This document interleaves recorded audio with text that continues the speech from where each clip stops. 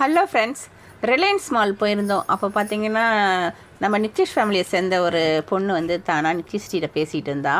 நித்திஷ்டியை பார்த்தது ரொம்ப ஹாப்பி அந்த பொண்ணுக்கு. இப்போ பொது இடங்களுக்கு போனால் நித்திஷ்டி எப்படி பழகணும் அப்படிங்கிறத நான் சொல்லி கொடுத்துருக்கேன். இருந்தாலுமே எல்லாருக்கூடையும் சேர்ந்து சந்தோஷமாக பேச மாட்டாள். அவளுக்கு பிடிச்சவங்களுக்கு மட்டும்தான் பேசுவாள். அந்த மாதிரி அந்த பொண்ணுக்கிட்டையும் அழகாக பேசுனா. ரொம்ப சந்தோஷம் அந்த பொண்ணுக்கு நித்திஷ்டியை பார்த்ததில்ல. அந்த பொண்ணு ஒரு சேனல் வச்சுருக்கா போல்.